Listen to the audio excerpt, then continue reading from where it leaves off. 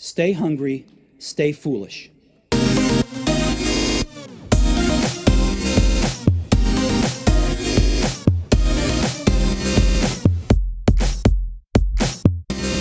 Today's episode touches on a pioneering account that sets out to understand the structure of the human brain, the place where mind meets matter. Until recently, the left hemisphere of our brain has been seen as the rational side, the superior partner to the right. But is that distinction true? Drawing on a vast body of experimental research, our guest argues while our left brain makes for a wonderful servant, it is a very poor master. As he shows, it is the right side which is more reliable and insightful. Without it, our world would be mechanistic, stripped of depth, colour, and value. We welcome author of The Master and His Emissary, The Divided Brain and the Making of the Western World, Iain McGilchrist. Welcome to the show. Thank you very much, Aidan. What a pleasure to have you on the show. A few months ago, we had Waqas Ahmed on the show, the author of The Polymath. And in his book, he celebrates famous polymaths like Leonardo da Vinci. And besides such greats, she mentions your good self. And your background is truly spectacular. And it's why this book is so varied and so deep, because you look through such a unique lens. And I find it really poignant that where the left brain has a narrow view of the world, which is characteristic of focused on just one thing, you write from a place of a broad view of multiple disciplines. Well, I've had a checkered career. My interests have taken me all over the place, really, starting in science, then going off into the arts, and then into the classics, and then back through philosophy and theology to medicine. So they've taken me all around the house. I thought a valuable way to begin before we delve into the book is to clear up some popular misconceptions. For example, that the left hemisphere is gritty, rational, realistic, but dull, and the right hemisphere is airy-fairy and impressionistic, but creative and exciting. And you convey the sheer extent of our dependence on right hemisphere, all of which stands in complete contrast to the view of it as a silent or minor hemisphere. Absolutely. And in fact, in the book that I'm writing at the moment, which I'm calling The Matter with Things, which is a pun on various elements, I'm taking that argument further. What couldn't be further from the truth is the idea that the left hemisphere is perhaps a little dull, but at least dependable and reliable and down to earth. It's none of these things. It is actually rash, impulsive, jumps to conclusions, doesn't really know a lot of the time what it's talking about. And yet, unfortunately, it's the hemisphere that controls speech. So as many wisdom traditions have suggested, real wisdom is more manifested in what you don't say than in what you do. You brought up language, and it's a section which is wonderful in the book, and you talk about the evolution of language. And despite the left hemisphere being the language center of the brain, that the right has a huge element. It just doesn't speak the same language as the left. Yes, the right hemisphere is very important in language in several ways. The most obvious one is that it governs pragmatics, which is actually the part of language function which is what the whole utterance means. So you can imagine a computer having rules of syntax and access to the Oxford English Dictionary and letting it loose. And it could put all this stuff together, but at the end of the day, it wouldn't know what was being said. The left hemisphere has good procedures in this way, but it doesn't understand human meaning to the extent that the right hemisphere does. For example, it doesn't understand irony or humor or sarcasm or metaphor, which may sound like just one of those interesting little decorations that poets are good at. But actually, as I explain in the book, metaphor is basic, absolutely fundamental to all our understanding. In fact, particularly in science and philosophy, they're very heavily dependent on metaphor. And without it, we couldn't say anything. So all this aspect of indirect understanding, including facial expressions and body language, all that aspect of linguistic meaning is best done, or to a very large extent only done, by the right hemisphere. The left hemisphere is very good at the rules of syntax and has a larger lexicon, but that's about it. You mentioned the way the left hemisphere deals with paradoxes. I love this section of the book. You say, Paradox means literally a finding that is contrary to received opinion or expectation. And that immediately alerts us, since the purveyor of received opinion and expectation is the left hemisphere. I'd love if you shared this. Yeah.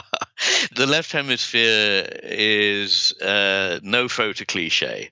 It's a great lover of the familiar, the well-worn.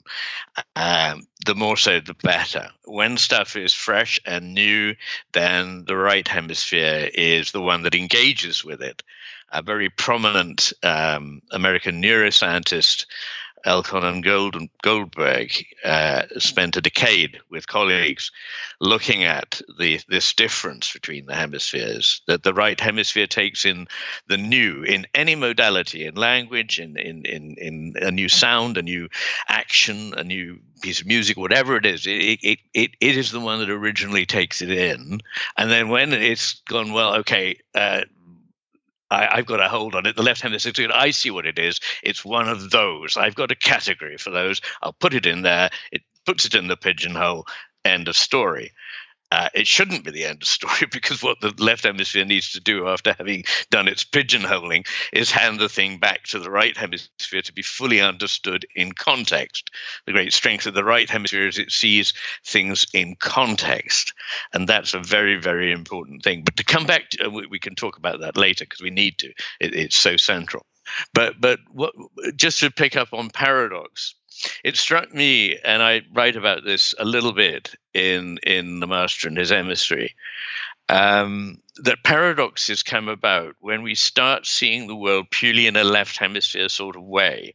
And then that's contrasted with the right hemisphere's understanding of what's going on, and they don't seem to match. So in the book that I'm now writing, I have 2 chapters on paradox, in which I look at about 30 or more paradoxes, famous paradoxes in logic, and demonstrate how they show a conflict between the left hemisphere's approach and the right hemisphere's approach. You bring that further and you talk about confabulation, for example, and how the left will deny things that absolutely make sense, but they don't make sense in a narrow, focused way. Yes, or just don't make sense according to its scheme of how things should be. So it's like somebody who's got a theory about how life is, and when things turn out to be not like the theory, they just deny that these findings are right. They just can't be that way because the theory says it's like this. It's quite phenomenal, really. And it's very, very strong. So they will, people with a right hemisphere stroke or with a right hemisphere tumor or just damage to the right hemisphere will deny something utterly blatant as that they've got a paralysis, okay? So they've got a paralyzed left arm. And they will just deny that there's anything wrong with it at all. And if you force them to look at it, bring it right round in front of them and say, move that, they say, oh, that's not my responsibility. It doesn't belong to me. It actually belongs to the bloke in the next bed. So, this is a big deal. Denial to this level. And when things don't fit and you just deny their existence, then there's a term for this in neurology, which is you confabulate. You make up a story that has no basis in reality, that fits in with your picture and makes it consistent so you don't have to shift your perspective. You can stick with the old one you've got. This actually really spoke to me because in a world of innovation or the need for change within businesses, you have this happening all the time. So you have this selective blindness to the bald-faced facts that you're going to hit an iceberg, but people will confabulate in order to avoid having to make the change. And of course, you see it everywhere. I mean, I stopped practicing now, but for a long time I used to work in hospitals as a doctor. And there you see this extraordinary triumph of procedure over reality. So that as long as the right box has been ticked on the piece of paper, that's it solved, even if in real life there's a massive problem there. I have a lovely story about that. Because a correspondent wrote to me saying that a friend of hers had this experience. She heard that her brother, who was a miner, had died in a mining accident, and so of course she was absolutely devastated. And she ran to the hospital, and she was shown into the morgue. And they opened a drawer in the freezer, and there was her brother. It was her brother. And she bent over to kiss this body. And she thought, this is a bit funny. It's kind of warm for a body that's been in the freezer. And then she felt his pulse, and she could feel a slow pulse, bit of pulse. So she went to the nurse who was standing by, who, has to be in attendance on these occasions, and said, I think my brother might just be alive. To which the nurse replied in the immortal words, "Don't you worry about that, my dear. It says quite clearly on this piece of paper that he's dead." So not taking this for an answer, she ran out into the corridor and grabbed a passing medic who gave her brother intracardiac adrenaline, and he lives to this day. So there you go. Wow. That's how it happens. It happens. It absolutely does. And do you know the other thing this all sparked? So, and this is where I mean the broad depth of knowledge that you bring to this piece of work brings forth so many thoughts. So you make so many connections that spark connections in other people. And one of the ones for me was the importance of the language you use if the left is going to reject that language, if the left hemisphere rejects certain language, such as belief, for example. And I thought about words like, in a corporate monster of an organization, you start introducing words like innovation. To the left must absolutely reject words like that, while then you talk about stuff like reinvention, which probably to the left means, okay, well, that means we're not broken entirely. And you talked particularly about the word belief. And I thought this really, really brought it to life. Oh, gosh, yes, there's a lot to say about the word belief, but it's had an interesting history. So it starts in roots which are the same as lieben in German, to love, and still exists in the Shakespearean term lief, my lief lord, meaning the one that I love. So it's about something to which you have an allegiance and which you have a bond with and which you love. It's come to mean a series of logical propositions that could be taken apart in an Oxford seminar. But that is not what belief is. It's not a series of propositions. It's a matter of a disposition.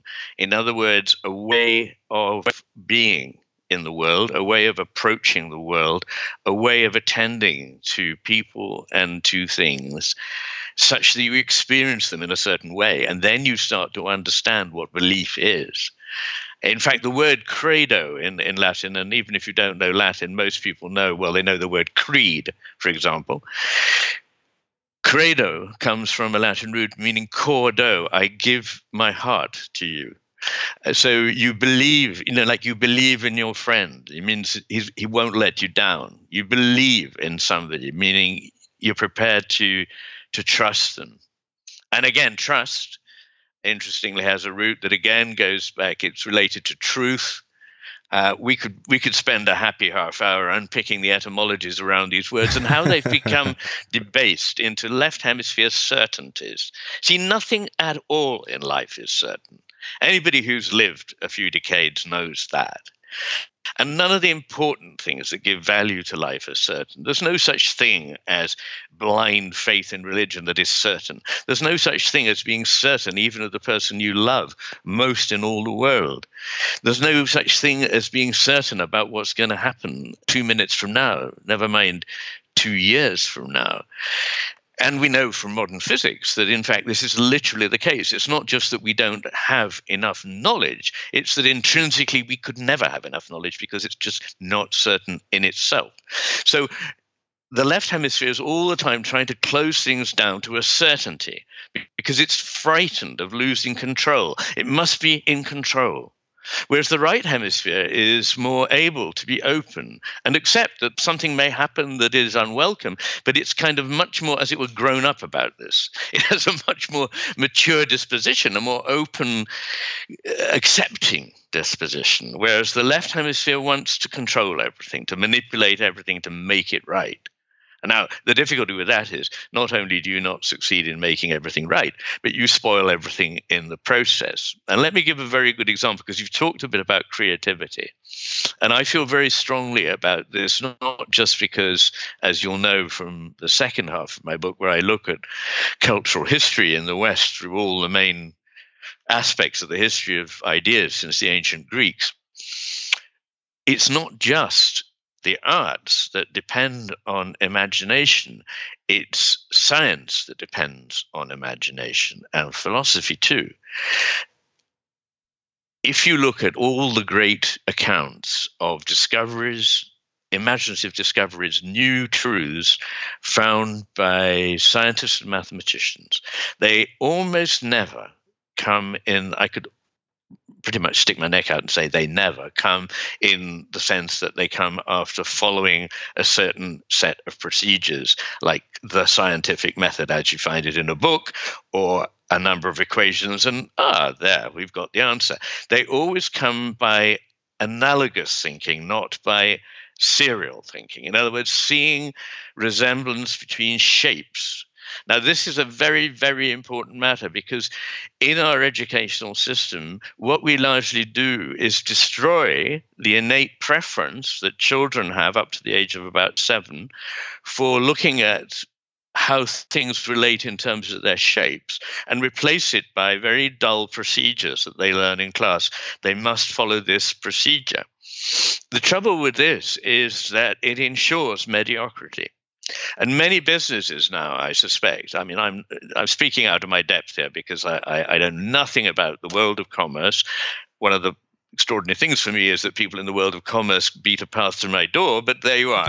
But let's lay that aside. One of the things that they tend increasingly to do, and government does, is to over-control, micromanage, set standards and monitor them. This is love. This is just what the left hemisphere loves. It's what it does best: proceduralize and then monitor.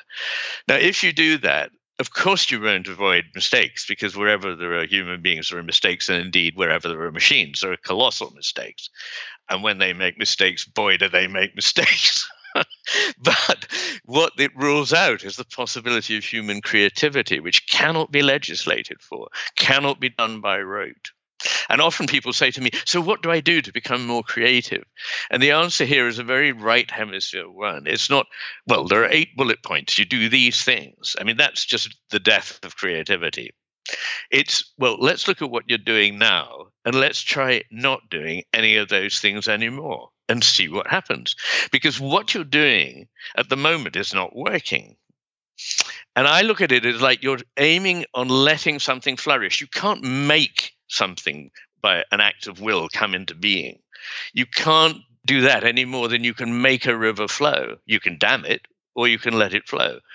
A gardener can't make a plant grow. A gardener can only optimize the conditions in which the plant, left alone, will flourish.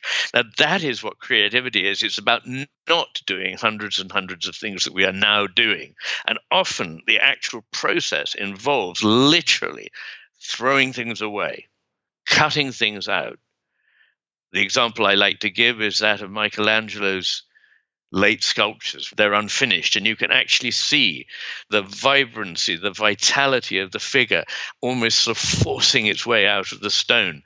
That statue was never going to be put together from bits. It was there, and it just had to be revealed. And Iain, you say here that just as the right and left hemispheres are crucially involved in reason, and just as they are in language, they're also in creativity. And there you mentioned some of the challenges of creativity, but what is the optimum method of right and left hemisphere working together? Well, it's interesting. It's quite true that the left hemisphere does play a role in creativity, absolutely. But it plays a different role and at a different stage in the process. So, for example, you might be very interested in a certain area, and what you'll have to do is a lot of just acquainting yourself with the facts.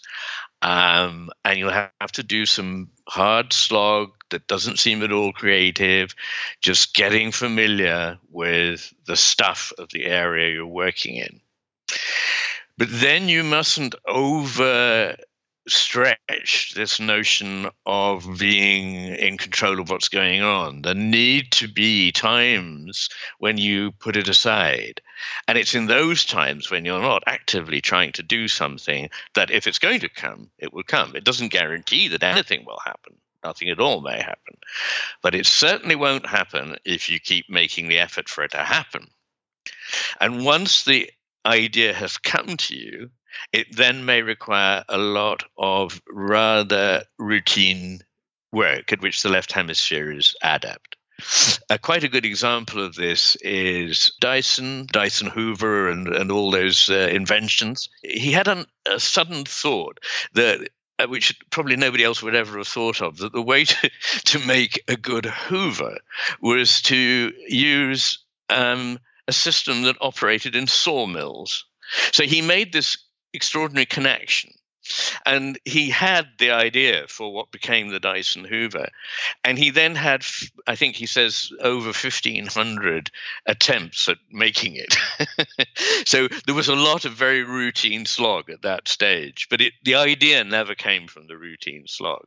If you look at the great creative figures in the history of the arts, you look at Mozart and Bach and so on, it's been argued by some people somewhat perversely that they had a sort of mechanical way of composition. But frankly, I can and do in the book at some length demonstrate that that's blatantly false.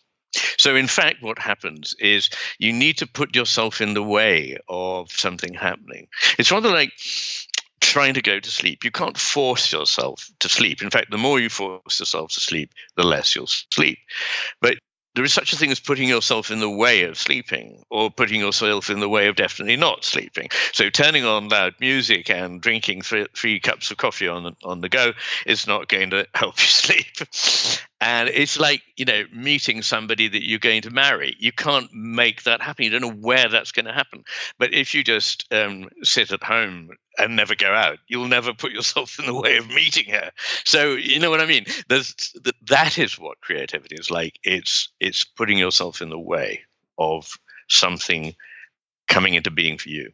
And again, linking this back to what you said about education, or even childhood, or even what we do with children now, forcing them into singular disciplines early is the wrong approach, because they need to discover, they need to go broad and make those connections for themselves, because that's almost a lens through which they'll see the world going forward.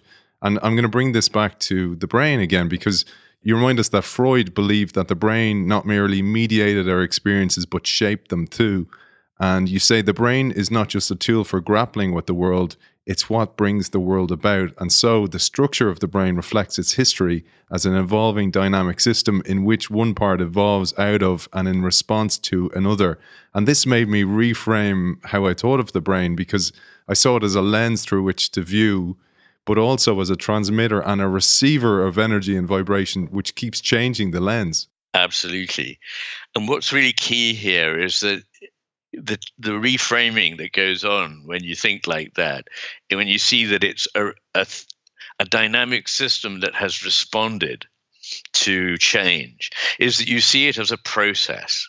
And this is very, very important for me, is that we should see all things as processes, not as static objects. You see, the trouble with the word thing is, I won't go into all the etymology, but originally it meant a meeting in which people... Go for it, man. Go for it, Iain. Go for it. Originally a thing was a meeting in which people discussed points of view. It wasn't an object that was complete, finished, and ended. It was a process, which is interesting. But now, of course, we tend to think of a thing as, a process. But right behind my house, there is the biggest thing that I've ever seen. And, well, not the biggest I've ever seen, but certainly the oldest I've ever seen, because it's one of the oldest pieces of rock in the earth. And it towers over my house, but it's actually moving towards my house. It's a wave that started moving billions of years ago.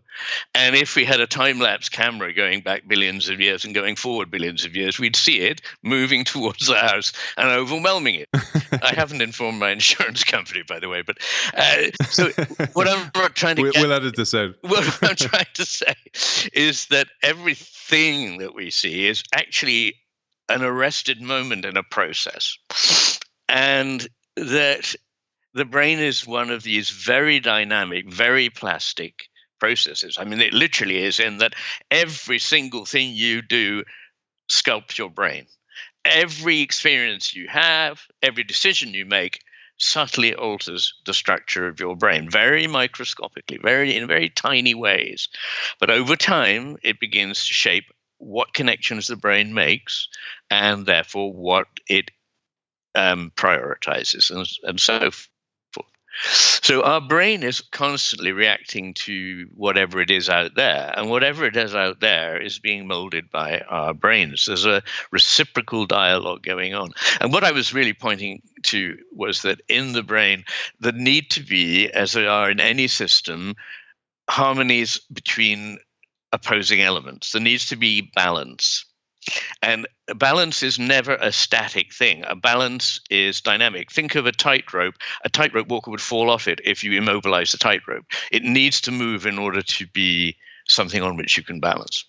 And I think it's very important that when we find a balance point, it's not some boring passive middle point between two extremes. It's, if you like, to imagine a string that is being pulled taut by enormous power being exerted on it in both directions at once. And that produces something living, not just a slack string, but as it were, the string of a bow, both the string of the bow of a violin and the string of a bow that will shoot an animal. So it has vibrancy in it, it has life in it through this tension.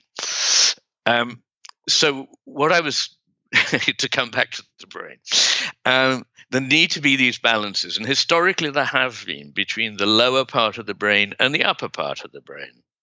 Also between the front of the brain and the back of the brain. So the frontal lobes of the brain, about which most people have heard people speak, they're not, by the way, just some little part at the, just behind your forehead, above your eyes or something.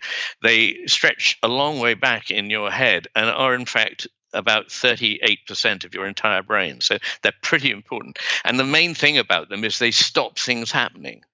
To go back to our, creative negativity point, they actually exist in order to inhibit what is going on in the posterior parts of the same hemisphere. And then, of course, you've got the checks and balances of the left hemisphere and the right hemisphere, which forms the subject of my book. So it was really to see that there are these dynamic forces, all of which need to be taken into account, all of which have their meaning and their uses, and which I explore to some extent in that book and even further in my current work. And that idea of the counter forces, so the right and left hemisphere are in this power struggle, but that power struggle is positive if it's pretty much balanced. This is the feeling I'm getting from it. And I saw you talking with Jordan Peterson on YouTube before, and you were talking about this idea of left and right and chaos and order. And if you think about the business environment today, the business environment is quite chaotic. Yes. And many crystallized organizations, crystallized in a very left, lateralized way of thinking, are struggling with the new chaos. And everything tends towards chaos. So you need to be prepared for this. This is one of the things I really got from the book, was in a turbulent business environment where innovation is craved for, or so we think it is, even the innovation is seen in a left dominant way, and therefore it's been limited too much. I can easily see that. In fact, as I was saying, there's a tendency to go, so what do we do to be creative? Which is a very uncreative thing to do. But I suppose what I would say about there being a war on is this: there is a fruitful tension, and you can turn it into a war if you look at it in a certain way. And unfortunately, the right and the left hemispheres differ in their attitude to everything, including their relationship. So the right hemisphere sees the relationship not as a war, but as a fruitful partnership. But the left hemisphere sees it as a struggle, a power struggle, because its main raison d'etre is power. It exists for power. It is the instantiation of the rather crass drive towards simple control. And if you think about it, it's the part of the brain that controls the right hand, which enables us to grasp things, and controls not all of language, but the bits of language whereby we say, oh, I've grasped that, which essentially means I've got it into one of those left hemisphere pigeonholes now. I don't have to worry about it too much. Not having grasped things is actually often a very fruitful state to remain in. Not closing down the conversation to, oh, I think I've got what you're on about, instead of listening to, no, you possibly haven't got what I'm on about. So there's a difference between a war and a fruitful relationship. And this is imaged in the title of my book, The Master and His Emissary, which perhaps I should briefly allude to. It's based on a hint I got out of Nietzsche, and I now can't find where. But the idea is this: it's a bit like the story of the master, the sorcerer's apprentice. That there's a sort of wise master who understands how to look after a spiritual community, but he also realizes after this community flourishes and grows under his supervision that there are things he mustn't get involved in. Not only that he can't get involved in because now there's just too much to do, but actually that he must avoid getting involved in if he's to keep his very important overview of what's going on. And so he delegates a bright second in command to go on his behalf and do a lot of the, as it were, administrative work, which is what the left hemisphere excels at. And this delegate, as it were, is quite bright, but not bright enough to know what it is he doesn't know. And, I always think that Rumsfeld may have said some very stupid things, but it's very unfair that he's vilified for having said one really highly intelligent thing, which is it's the unknown unknowns that really get you in the end. So this emissary doesn't know what it is he doesn't know, and therefore thinks he knows more than the master, and therefore usurps the master, pretends to be the master, doesn't just report back to the master, who'd be able to use that valuable information in a context of the whole picture. And as a result, being controlled by a petty bureaucrat, the place falls apart. Now, that is happening all around us. The mindset of the petty bureaucrat, the rule-bound, the algorithmic, is taking over from the person with insight, with patience, dare I say it, wisdom, which comes from a degree of self-discipline, as well as just letting it all hang out. I mean, I'm not a great fan of just letting it all hang out. Creativity is a discipline as well as an undiscipline. There is a need for chaos and there is a need for order. Too much order and you fossilize, too much chaos and you fall apart. So these things are always in a fruitful harmony. There is nothing so good that more and more and more of it is always better.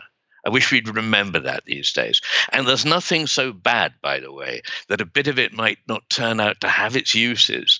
So we tend to think in terribly black and white terms that this value, this goal is always good, this value, this goal is always bad. I want to problematize that and say, I can't accept that is the case. And if you carry on thinking like that, you will end up in a very left hemisphere way following just a linear path, whereas we need always to be balancing things, listening to responses. Relationships are always reverberative. They're two-way. They're never one-way. You can never affect anything at all in the world without it affecting you. Even attending to it changes what it is. And when it changes, that change affects you. So you need to be careful how you attend to things. For example, if you're a doctor and you're trained that your patient is a very efficient mechanism that has evolved in this way over, hundreds of thousands of years, and it can be seen exactly like any piece of machinery that we have and repaired in this way and so on. You will begin to see people, whether you like it or not, as somewhat like machines.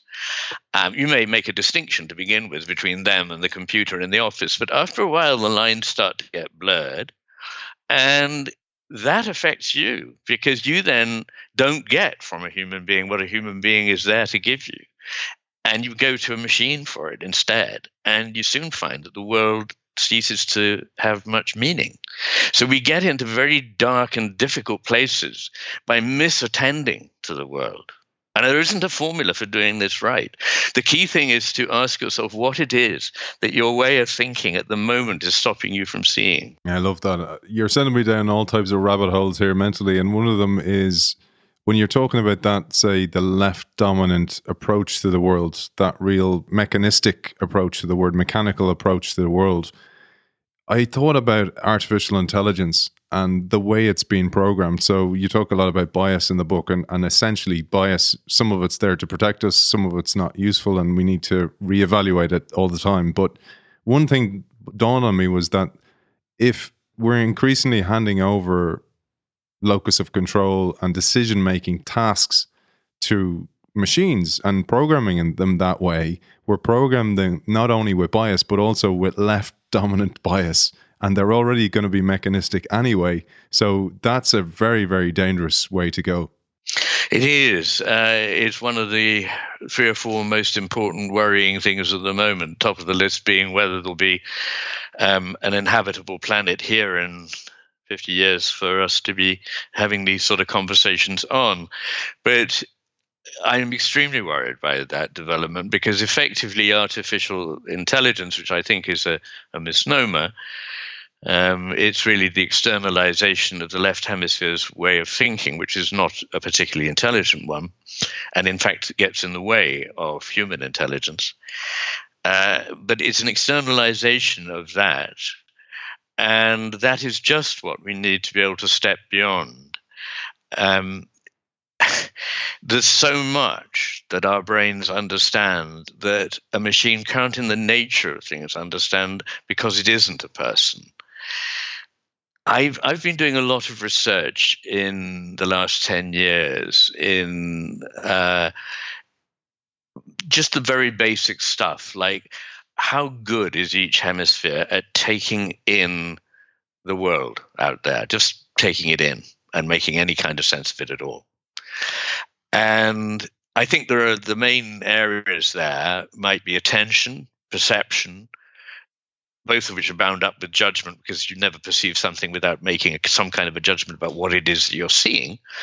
So attention, perception, your capacity to form a judgment on what it is you're attending to and perceiving, and intelligence, both social and emotional intelligence, which is a lot more sophisticated than it may sound, and cognitive intelligence, just good old-fashioned IQ. And to cut a long story short, the right hemisphere is obviously superior in every one of these respects, and in some massively so. It comes to some people as a surprise. They think, well, the left hemisphere must surely be the one that enables us to be the intelligent, rational beings that we are. But it isn't any more than a computer is really intelligent. It doesn't actually understand anything. What it does is process. It carries out procedures very fast, just a hell of a lot faster than we do, and a lot less economically because it doesn't know how to cut out ones that are not going to lead anywhere. But good old-fashioned IQ is vastly more dependent on the right hemisphere than the left. There's a fabulous study, 2014, by Barbie et al., and they looked at, I think, 128 people who had had intelligence tests before and after a stroke. And they looked at where the stroke was and what the impact on intelligence was. And effectively, all the areas that light up as being critical, where there's been a significant drop in intelligence in the right hemisphere, hardly a thing in the left, which is really interesting. Now, on top of that, the right hemisphere is absolutely the one that understands emotional and social intelligence.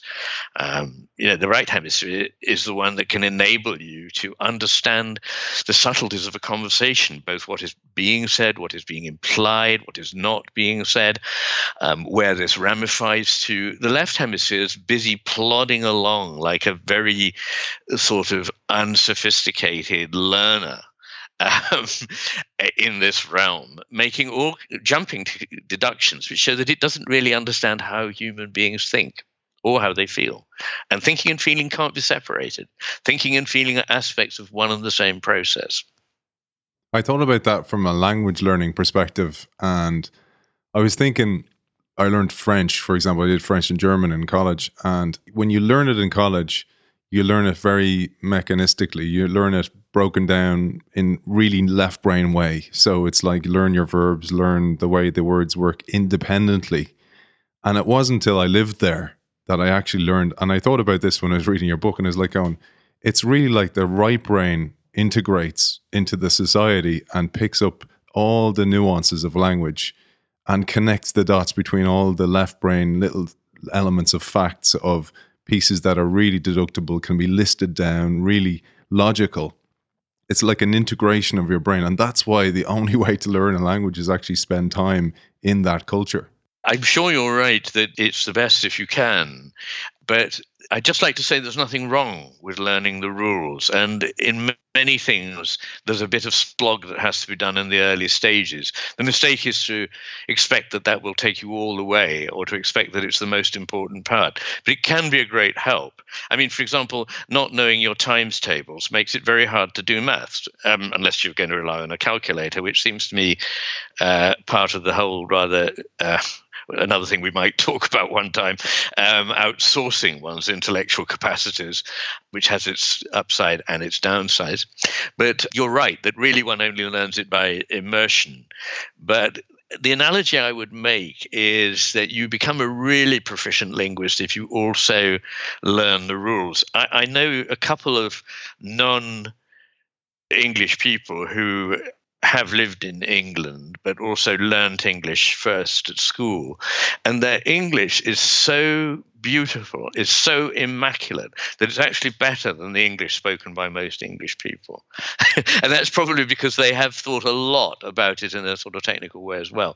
The analogy that springs to mind for me is of learning a piece of music. If you play an instrument, say you play the piano, you like a certain piece and you're attracted to it. So as a whole, you're attracted to it, you feel you understand it. That's the right hemisphere in play.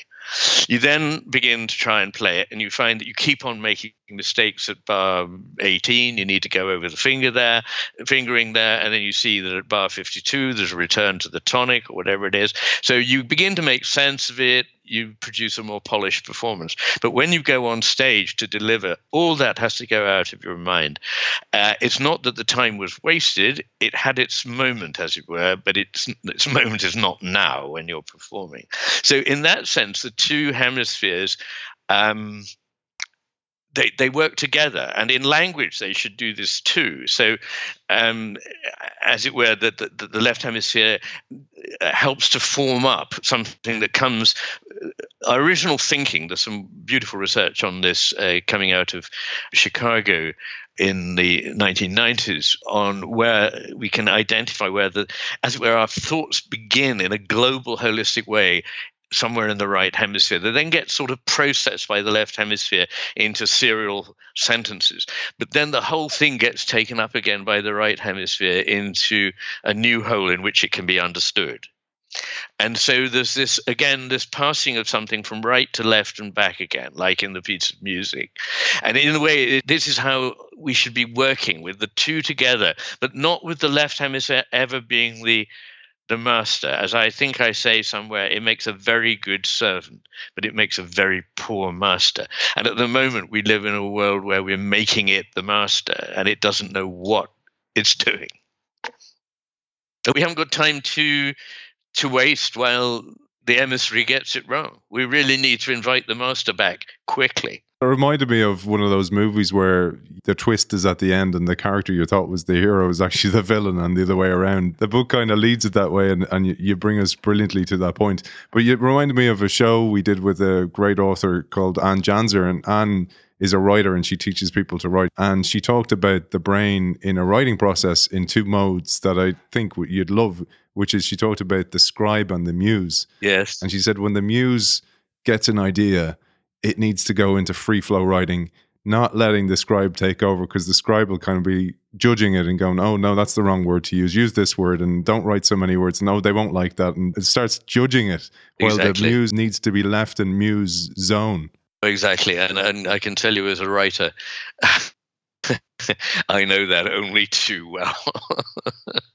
It's deadly. You have to speak to parts of yourself and give them permission at different times. Is the trick there, Iain, like you said about creativity, you need to create the environment, or you prepare the soil the same way for even your writing or any feats of creativity on your own?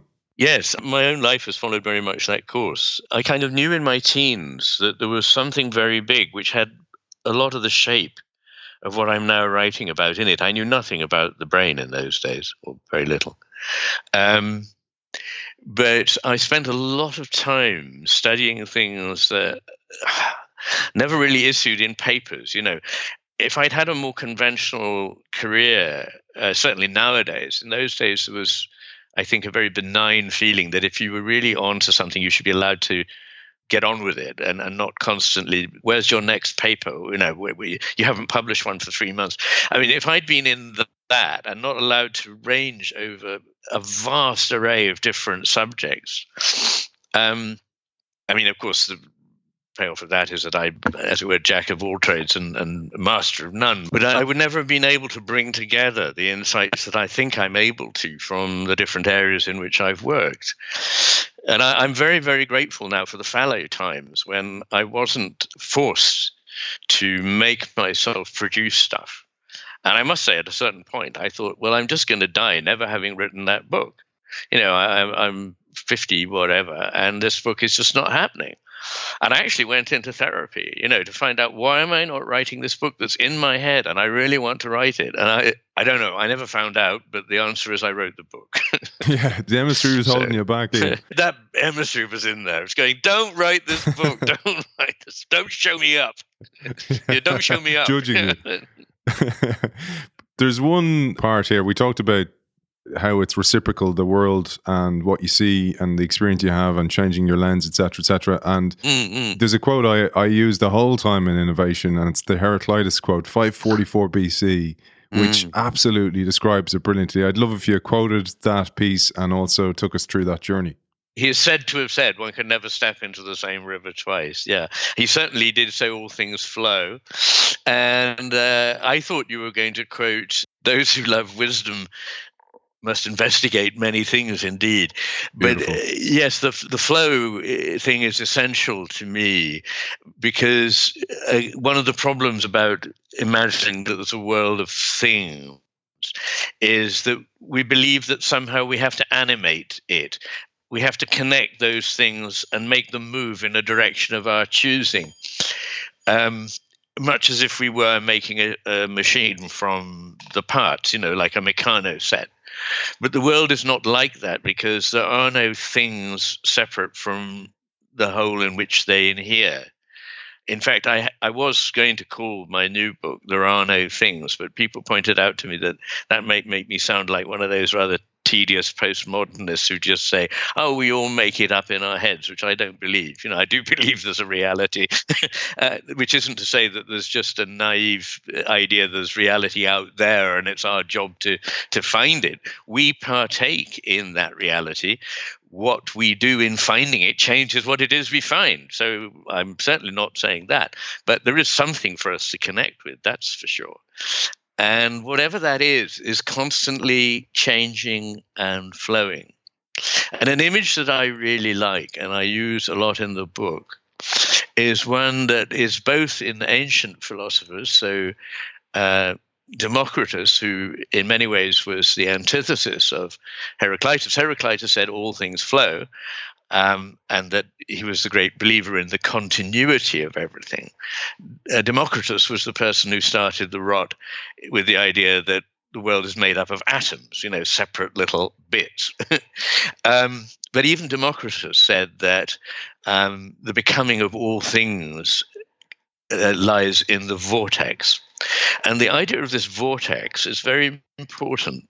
Might not sound it, but one of the things I think is important, I'm just writing a piece for the Literary Review on shapes and how important they are. I think we've got the wrong shapes in our head, but the vortex might be a good one. And the idea there is of an eddy in a river, or a whirlpool in a river. And while it lasts, an eddy or a whirlpool can be photographed. It's definitely there. It has power. It can suck things in. It's palpably existing there, but it isn't separate from the water. It isn't in the water, because it is the water at that point, at that time.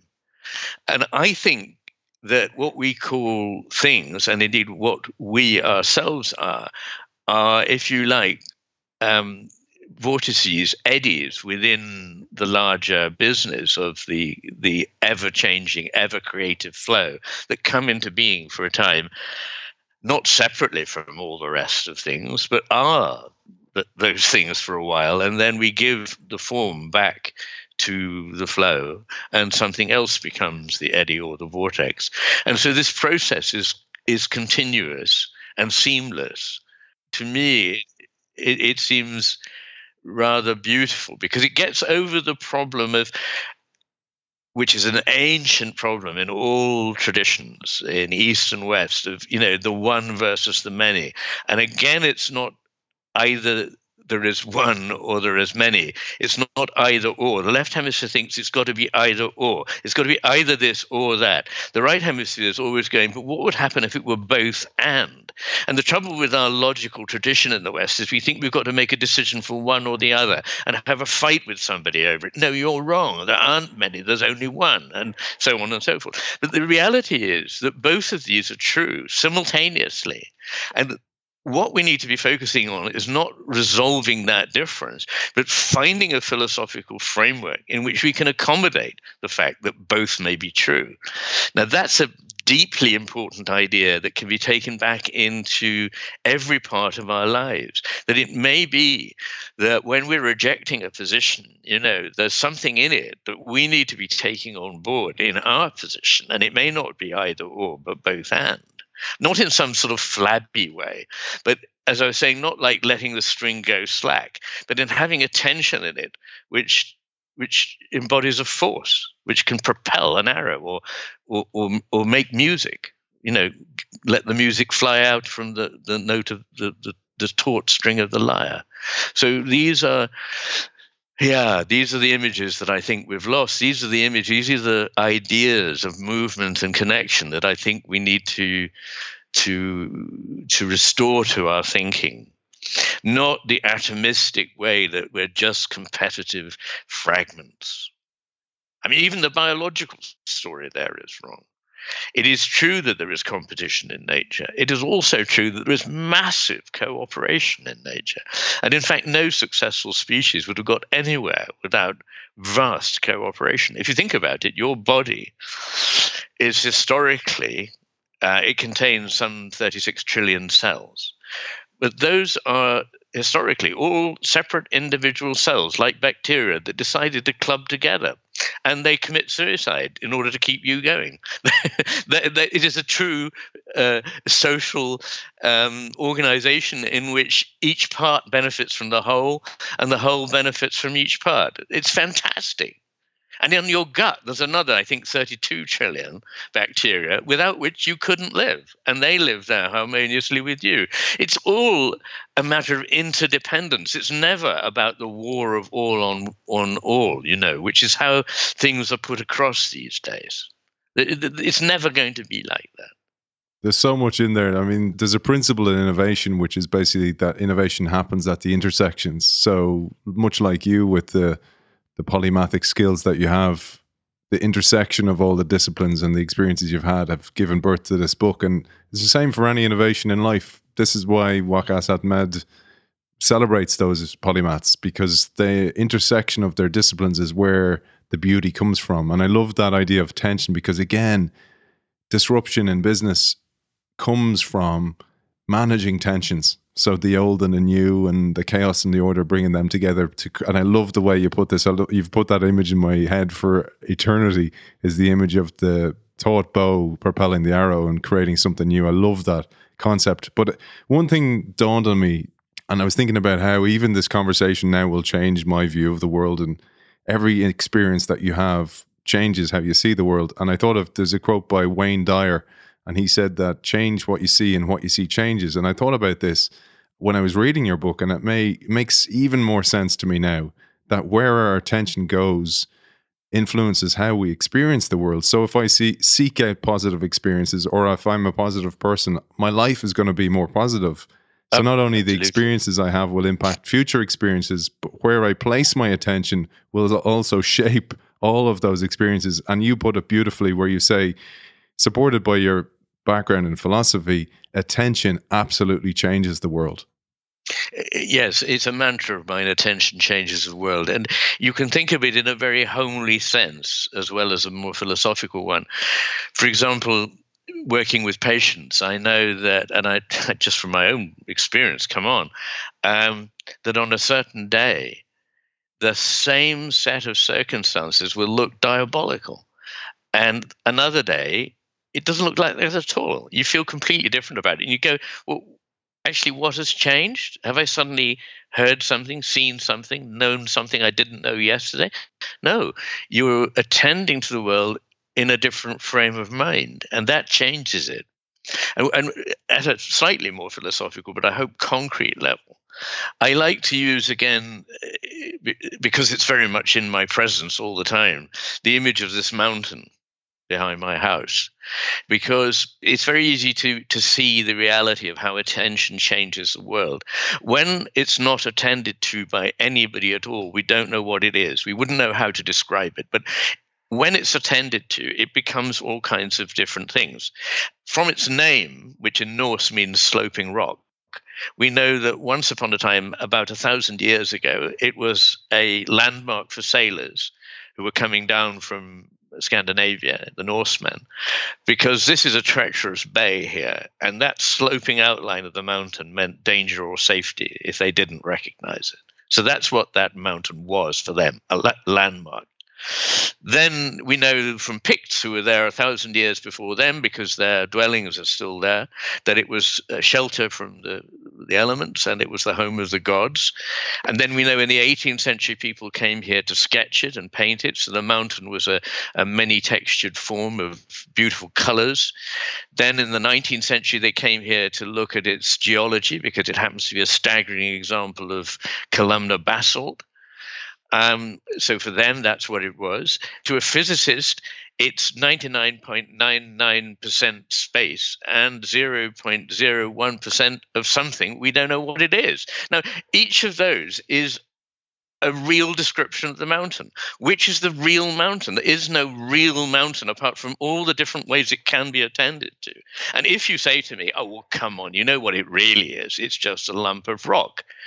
That's not to view it in some kind of magically superior way. It's just its own attitude. It's full of its own attentional problems that you see there only a lump of rock. So everything is what it is, not just seems to be what it is when we attend to it differently. And it feeds back to us because that's what we're connected to. As I was saying, be careful how you attend, because you create the world that then helps create you. Yeah, and I absolutely love this. And this is the huge overriding principle of the book as well, is that that's what's manifesting in our society. So the seemingly world of chaotic world that we have today is because our attention is mainly lateralized to the left and manifesting that way in society. It seems to me that that's right, that we can see all around us manifestations of this way of thinking. In the book I've described, perhaps 15, 20 different aspects of left hemisphere style thinking. And you can just see evidence of it all around you. And this seems to me a bit of a worry, because it tends to, another feature it has is part of it's not knowing what it's missing. It's not being able to know what it doesn't know, is that it tends to lock in to the same position. So we customarily talk about positive and negative feedback systems. In physics, a negative feedback system is something like a thermostat. When the temperature goes too high, it then drops the temperature again and restabilizes. That's negative feedback.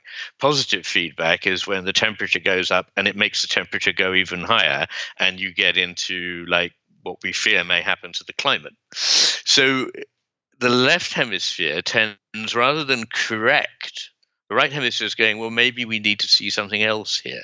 The left hemisphere is going, no, I've got it. Just more of the same is what we need. We're just not doing enough of it. So it's not able to see outside of its own hall of mirrors. I call it the hall of mirrors, because it's got it all sewn up internally. It's got its own theory about how the world works, and as far as it's concerned, that must be how it is, because it's not much interested in looking out attentively, openly to the world to see what else there might be there. Now, in the past, my view is there were plenty of ways in which other things than just our rather simple-minded mechanical schema would have been presented to us. One of us is simply through relentless daily contact with nature, with the natural world, which looks nothing like a machine. And one's dialogue, if you like, with that surrounding being would make one realize there's more here than just this mechanistic thing. And then there was art, which I think in the past was more powerful and metaphorical, has become rather cerebral and rather minimal in its impact nowadays. I think that we've misunderstood the body, so that we think of it rather as something we inhabit, which we need to tune up, like it's a very nice sports car with a good sound system, rather than seeing it as something which is an aspect of us, which is, inseparable from whatever it is we call our mental or spiritual life, that these things are all bound up together. We're amphibious beings, and there again, through the body, we would experience things that are not just the same as our little mental schema would tell us that they are. Nowadays we're over-rationalizing what a human being is like. Because we can write down the scheme, they should be like this, they should behave like that, they should be equal in this way, and they never are, and then we're puzzled. But if we actually listen to our intuitions, to our bodies, to our culture, to nature, to any of these things, we'd see it's more complicated than that. Not that our ideas are necessarily wrong, but they need to become more subtle, more sophisticated, more three-dimensional. Iain, you mentioned handedness. The 89, the 11%, and the 5% of the 11%, and you tell us it's only the third group who may be truly different in their cerebral organization, a subset of left-handers, as well as some people with other conditions, irrespective of handedness, such as probably schizophrenia, dyslexia, and possibly conditions such as schizotypy, some forms of autism, Asperger's syndrome, and savant conditions, who may have a partial inversion of the standard pattern, leading to brain functions being lateralized in unconventional combinations. And I thought this part was fascinating. For them, the normal partitioning of functions breaks down. This may confer special benefits or lead to disadvantages in carrying out other activities. And there's a lot in there, but I thought in this world where thankfully there's being more of an open approach towards neurodiversity within organizations and globally, it kind of exposes that the way these people have been treated in the past is not that they're broken, but the world being lateralized to the left has treated them like they're broken or like they're real outsiders. And thankfully, we're getting some white light or white smoke that this is changing. Yes. Well, one of the things I reflect on is that when I was young, there were quite a lot of people who had stammers. There are relatively few young people now who seem to. And for a while, neurologists said it had nothing to do with being forced to change your handedness. But it seems it quite possibly is to do with that. So in the past, people who were left-handers were forced to write with their right hand. Sometimes their left hand was tied up so that they had to. And thank God we don't do that anymore. But yes, I think that what I'm really saying is that abnormal lateralization can lead to special talents or special deficits. And people with left-handedness are overrepresented at the top and at the bottom of most spectra of ability, including physical ability and various types of cognitive ability. So that is interesting in itself.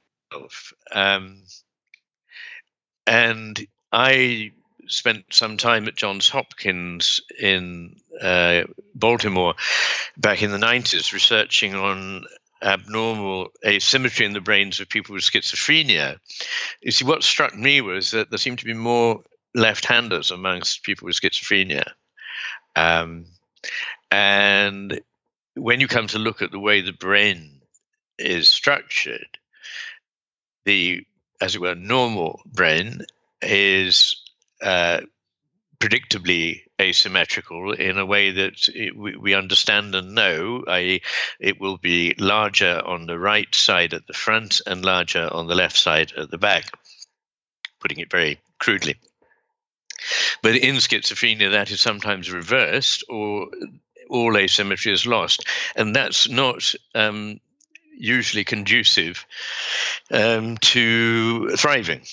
So it seems that the normal abnormalities or the normal asymmetry is, if I can say that, is crucial for the normal development of abilities. But when people have some abnormality in this process, it can give rise to them seeing things in different ways, putting together things that other people wouldn't. And so we must be prepared for some of them not to do very well at many of these activities, but perhaps to excel at some of them. And it takes all sorts in this world, so we shouldn't prejudge the case. One of the most fascinating things is savants, who are people who, generally speaking, have really quite a low IQ, but have an exceptional ability to do certain kinds of calculations and have extraordinary memory for figures usually, but not necessarily only for figures. And these abilities in certain cases have come on after damage to the left hemisphere. Now, that is really fascinating. So up until the person had a head injury, they hadn't got these abilities. After the head injury, they did. I'm not going to jump to any conclusions here, but it's certainly what very a coincidence. Well, actually, another thing that's very interesting is some research done in Sydney on suppressing one hemisphere at a time, which is actually a very useful tool for a lot of hemisphere research. You can temporarily and painlessly suppress one of the hemispheres for a period of, say, 20 minutes.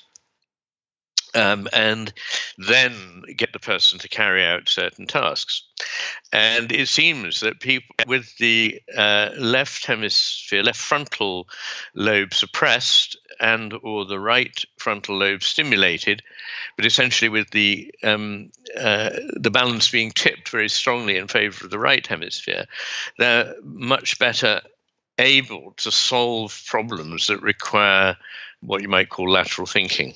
You mentioned earlier on frontal expansion and prefrontal cortex, and this is core to how we got here. And I thought of actually what you said about a good farmer doesn't make crops grow, prepares the soil for the crops to grow, the conditions for crops to grow. I thought about how this has happened to us. So yes. At a brain structure or an evolutionary perspective, what happened was our prefrontal cortex, or the frontal expansion of our brain, happened. And you mentioned the prefrontal cortex of a dog represents only 7% and 17% in lesser apes, while the great apes and us humans represent a prefrontal cortex of 35%, which gives us a unique way to respond with the world rather than just simply react like most animals do. And most importantly, it gives us distance. And you say the defining features of the human condition can all be traced to our ability to stand back from the world, from ourselves, and from the immediacy of experiences, because this enables us to plan, to think flexibly and inventively, and in brief, to take control of the world around us rather than simply responding to it passively. This distance, this ability to rise above the world in which we live, has been made possible by the evolution of the frontal lobes. I think that's a beautiful way to introduce this for you, because this has been one of the ways we changed. Yes, indeed. I mean, I should just briefly say that I got some of those percentages slightly wrong. I've corrected them in my new book, but broadly speaking, the idea is right that it is vastly increased in the great apes and in ourselves particularly. So yes. The really striking thing is that most of this enormous increase in capacity comes from inhibition. And this excites me because one of the things that got me thinking, even when I was a medical student, about the relationship between the hemispheres was learning that not only do only 2% of the neurons in the brain actually cross to the other hemisphere, but that a lot of that traffic is inhibitory in its end product. Even if it's excitatory in the short term, it terminates on inhibitory interneurons, which are basically telling areas of the other hemisphere keep out of this, which is really interesting. So, and it really lies behind the central puzzle, for me, is why would you separate two parts of a network that depends on communication? There's a very important and interesting question with, I think, a very important and interesting answer. And one of the things about the human brain is that it has more inhibitory neurons than any other kind of animal's brain. Primates have more inhibitory neurons than other mammals, and humans have more than any other primate. And that's fascinating. So inhibition is vastly creative, and stopping the immediate reaction and standing back and looking at something is how we understand it. So being at an optimal distance from it. When you're too close to something, you don't properly connect to it, actually. The example I give is reading a book. If it's too close to your nose, you can't read it. If it's too far away, you can't read it. There is an optimal distance. But this is actually true in a deeper way about life. It's true, for example, about our relationships with one another. A healthy relationship, a loving couple's relationship, is not one in which the two parties are fused, nor is it one in which the two are so distinct and separate that they hardly ever meet. But it's a relationship in which their coming together enhances rather than diminishes their individuality in such a way that goes back into enhancing and enriching the relationship. And so ideally, the way in which the brain works is in this way. Our understanding of the world is like this, that we shouldn't be too distant from it, but we shouldn't be just immersed in it. We need to be able to go, oh, if I just stand back a little, I can see a bigger picture here. And also if I take a bit of time, because you can see the analogy of this is what you might call deep time, as there's depth of space, there's depth of time. And we don't give things depth of time anymore. One of the most fruitful things we can do is to stop doing and to spend slow time with something. One thing I really love, actually, in correspondence, I just could not ever have imagined the number of people all over the world who've written to me about this book. I thought it would, a few people would like it, then it'd be forgotten. But anyway, I get very lovely emails, but quite often people say, I read 5 sentences and then I go out and get on my bike. and I ride around and think about it, and I come back and read another few sentences. Now, I really like that because I believe that, what has been fruitful for me has often been reading things quite slowly and going back over them and making sure that they've had time to sort of bed into my mind. But our culture is all about grabbing things and getting them quickly and competing stimuli, which is never a good idea. I mean, that's just the way in which you will superficialize and trivialize everything you come across. So making slow time is really rather important. And the issue of depth is quite important. There are 3 ways in which the right hemisphere is deeper than the left, and these are literal. They're not just sort of fanciful speech. So the right hemisphere is what gives us depth in space. So the left hemisphere literally sees things 2-dimensionally, as though they're projected on a screen. 2-dimensional space. 3-dimensional space, we depend on the right hemisphere for. And sometimes when people have had damage to the right hemisphere, they literally say it's like living in a 2-dimensional painting. I feel as though I could walk up to reality and take a corner and tear it off, and there'd be just a blank wall behind. The second is depth in time. And I can't convey quickly how important this one is, but it's like the difference between the idea of time as a river and the idea of time as a series of instants. So the left hemisphere sees whatever is continuous as simply a series of static moments, like a cinefilm that could really be seen all together at the same time. But it's just an illusion. They run together, but really they're separate. Now, the reality, I believe, and certainly what the right hemisphere sees, is that time has depth and thickness to it, which is how it comes to be part of a cohesive picture of the world. And the third is depth in emotion. And this, just is literally true. People who have right hemisphere strokes, their emotions become superficial. They become jokey and irritable, without having depth of compassion or understanding or the things that really require what we think of as making up a full empathic human person. So that to me is striking, because I think this issue of depth is a critical one for our age. I mean, we would never be called the age in which we saw into the depths. There was a famous book, of course, Nick Carr's The Shallows, which expands this idea, I think, correctly. If you think of an organization and leaders within an organization, they've probably got to the position they are in through their technical expertise. So left brain orientated expertise. And now there's a cry out for empathy, emotional intelligence, and these type of things, which is good news, because that's a holistic way of looking at an organization, or looking at people, or treating them people more than just cogs in the machine, treating them like human beings. And it's one of the things that really dawned on me through reading the book. But one analogy really works for people, and I'd love if you share that, because you say animals and birds may not have the same problems posed by our frontal lobes to deal with, but they do already experience competing needs. And this can be seen at one level in terms of the types of attention they are required to bring to bear on the world.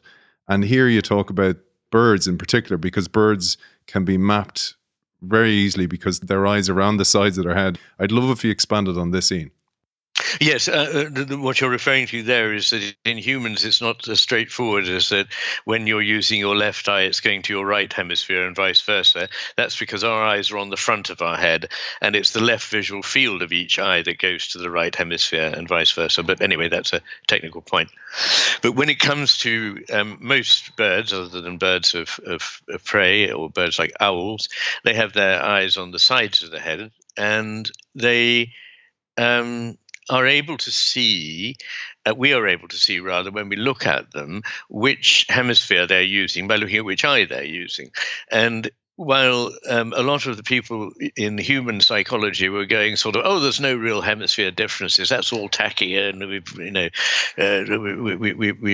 can't go there at all. It's that's all been blown up. It's all pop science. Well, basically, yes, the rubbish that was talked has been blown up, but that doesn't mean to say that there isn't some very important truth there, which is what I spent 20 years trying to find, and which I report in the Master's Emissary.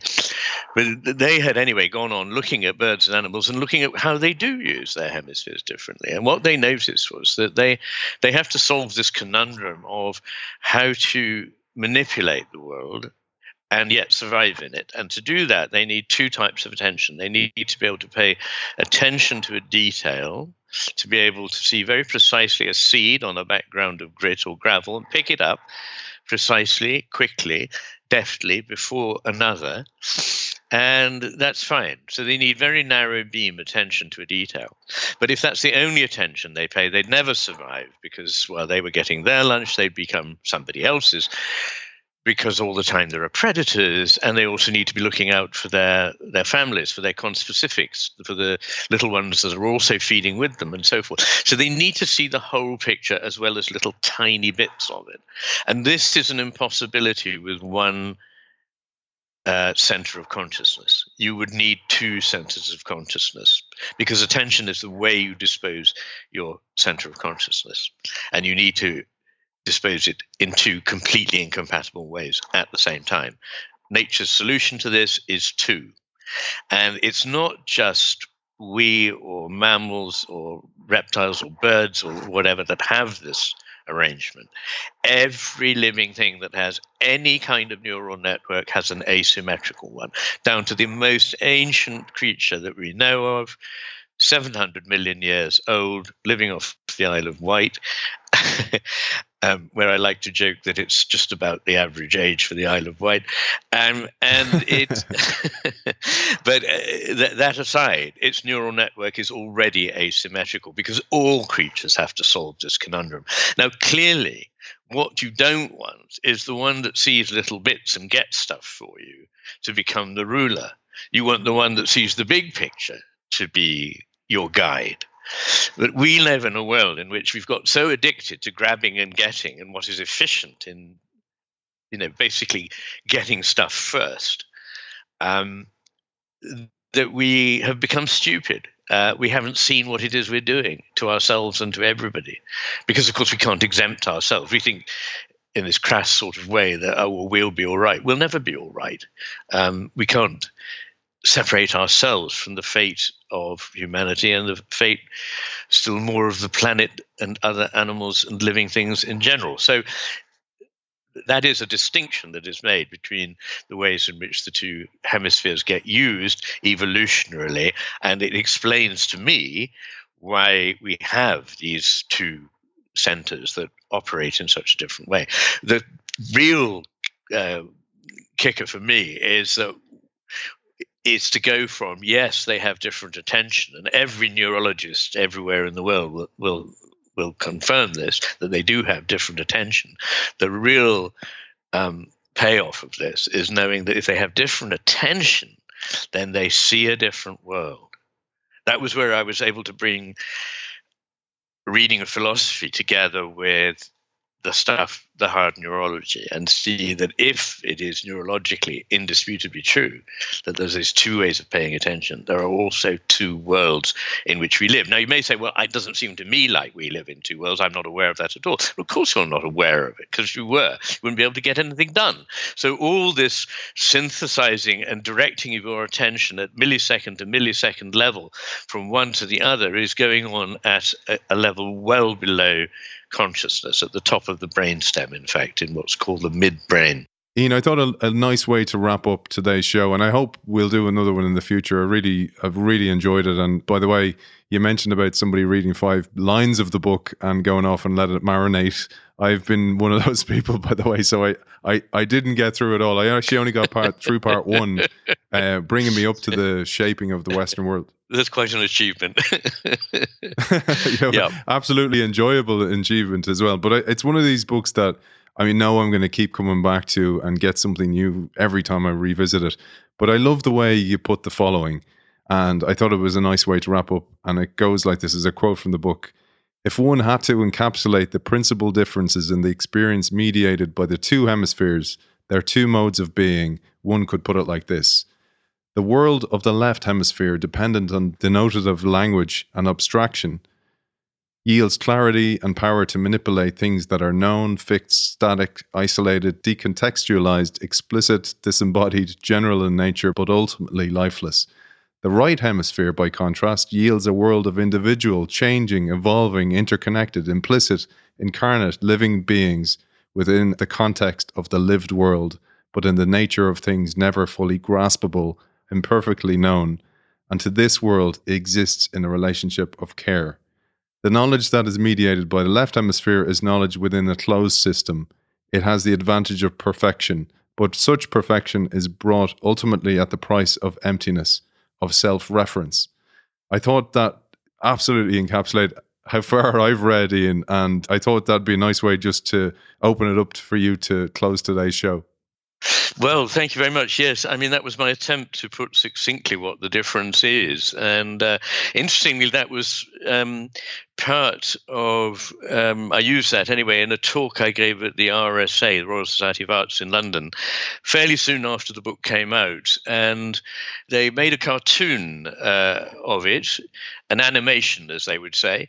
And I said to them, please don't do that. Please don't do that. Because this business of this hemispheres, is thought to be so easily trivialized. I don't really want that. And they said, no, look, the guy who's done it has read your book and we think he really gets it. So let's, do it.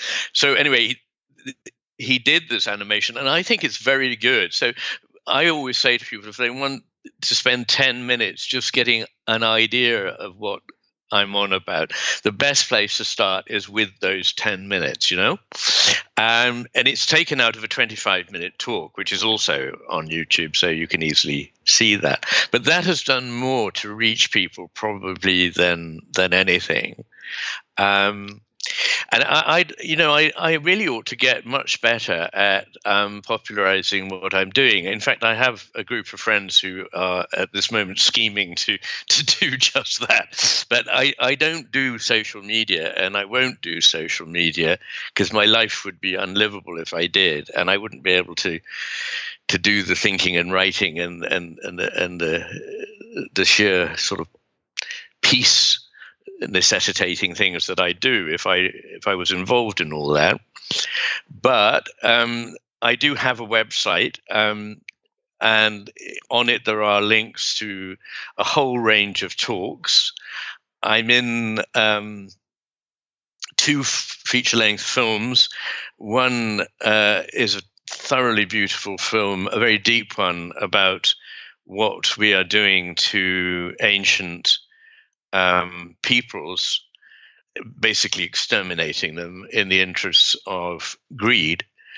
It's called Tawai, and it's by Bruce Parry, who has quite a reputation. He did a series for the BBC called Tribe, about living with a prehistoric, as it were, tribe and what it was like. And that film is Tawai, which is a word which means the voice from the forest, Tawai. And in it, Bruce has some conversations with me. The DVD has some takeouts of conversation, which I must say I rather like, and I think also form a good introduction to my thinking. There wasn't room for them in the whole film. And then there is a film called The Divided Brain, which was released, or is only just being released in Canada, made by a Canadian team, which I hope people will see and I hope may get onto television.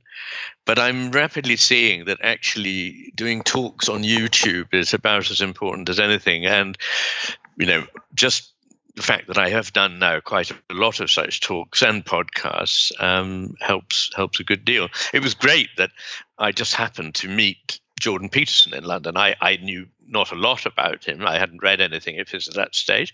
He hadn't read anything of mine at that stage, but we knew of one another and liked what we knew. And he was very busy. He was just giving a talk in London. I happened to be there because I live on the Isle of Skye, so 700 miles from London. And so Jonathan Rowson at the RSA said, "Oh, come along, we'll have a conversation between the two of you." And so we did. And we had no time to discuss it. We had like 30 seconds to sit down, and they just said, shoot. We had no idea what we were going to say. And we had this half-hour conversation, and partly because it's totally unprepared and completely off the wall, it has a certain something which people seem to have liked because it's had a lot of views. So in one way or another, I find that, there is a lot of interest. One thing that pleases me a lot is scientists are fairly, conventional people. They want to know why something is wrong first rather than accept a new idea, which is how science should work. But I now find a very good, solid body of very highly respected people in the world of neuropsychology and neuroscience who are very interested in my work, and that, along with the general reader's interests and so on, is for me encouragement. The book that I'm now writing, which is, as I say, called, I think it'll be called anyway, my editor doesn't know that yet, The Matter with Things. I'm taking what I've just been talking about into examining, what we know about the world, how we think we know it, and what we can rely on as probably more true than anything else. So that's my last big word, I think, on the state of things. And it's my ambition to write after that one or two very short books without tons of footnotes and bibliography. But there we are. you got to keep writing until that wave hits. So there we are. But we thoroughly enjoyed, it's fantastic. and I hope that we will have another conversation in due course. The website is iainmcgilchrist.com. Well, we celebrate changemakers on the show, Iain, and you were someone who went against popular convention to develop this work. At the time you wrote the book, enthusiasm for finding the key to hemisphere differences had waned, and it was not respectable for a neuroscientist to hypothesize on the subject, and you did it anyway. So for that, I thank you, we thank you, and for those of you who have stuck with us all the way to here, to this point of the show, bravo, and you will love Iain's book. It's one of the best books I've ever read, and as I mentioned, I'll revisit it time and time again, and then add on the new lens of your new work as well. So Iain McGilchrist, prized polymath and author of The Master and His Emissary, The Divided Brain and the Making of the Western World, thank you so much for joining us. Oh, well, thank you very much, Aidan. It's been a real pleasure.